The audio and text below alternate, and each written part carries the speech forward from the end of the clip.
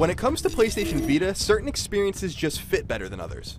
For every console-quality adventure like Uncharted Golden Abyss or Gravity Rush, there are even more games that take advantage of what Vita does best, playing on the go. Like Unit 13, Dokuro, or Escape Plan before it, Soul Sacrifice brings with it an astute acknowledgement that sometimes handheld games are best played in bits and bursts.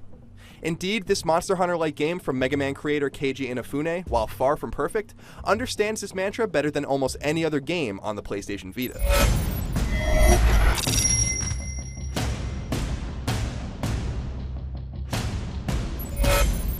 Soul Sacrifice places a greater emphasis on its story than most games in this genre, in this case a plot about an imprisoned mage. Sure, it revolves around endlessly battling, upgrading, leveling, and all the rest, but there's context given to your actions. It's a welcome addition that helps break up some of the monotony games like this inherently drill you with. Then again, while I appreciated that there was lore, I started glazing over the streams of text in between just about each and every mission, but it's there for you if you really want to delve in. Soul Sacrifice's story presents itself in book form, so don't come in thinking you're going to get beautiful cutscenes or anything of the sort. But this book isn't a static tome, but rather a living being named Libram, and through choices presented by its expertly voice-acted dialogue, we get to guide our own stories. That's not to say that there are endlessly branching storylines to explore, but there will be multiple ways to go about things as you work your way through a sordid past.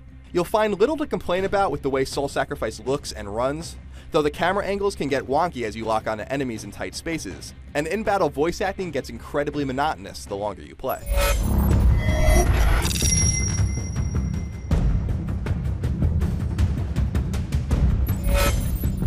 In Vita terms, Soul Sacrifice is most akin to 2012's Ragnarok Odyssey when it comes to gameplay, but it's likewise far superior in every sense. Players will go to one of a set number of maps, which you will revisit over and over again to fight foes which you will end up facing off against many times throughout the tale. The lack of enemy diversity is especially disappointing. Palette swaps don't help much in this regard, but it's a minor gripe considering combat itself is fun and rewarding.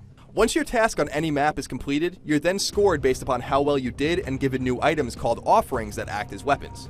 These weapons can in turn be equipped, altered, fused, and otherwise juggled to create a loadout that best fits your playstyle.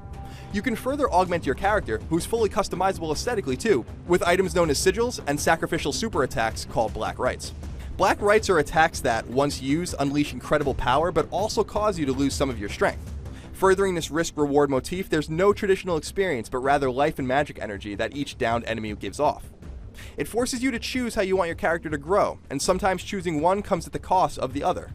I'll always prefer an experience-based system in my RPGs with lots of statistical categories, but there's no denying that this approach is a novel one that forces you to think and act tactically. Multiplayer is pretty much identical to the single-player campaign, where you're usually accompanied by AI-controlled allies, and you can either play over the PlayStation Network or via ad hoc with local players. I found Soul Sacrifice more enjoyable on my own rather than with other people. The game is virtually identical whether you're playing it alone or with others, but the meaty online component should find long legs with the PlayStation Vita's hardcore community.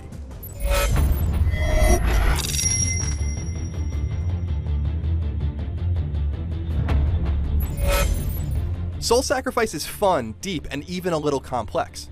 It's definitely not the Vita's killer app, but it's a game that kept me entertained for some 25 hours of monster slaying and character leveling, and there's still plenty left for me to do. Soul Sacrifice represents a solid approach to the Vita that gives players the best of both worlds, accessible gameplay in bursts and lots to do, and it's totally worthy of a look if you're an RPG-loving Vita owner. For more on all things PlayStation Vita, PlayStation 3, and oh yes, PlayStation 4, keep it tuned to IGN.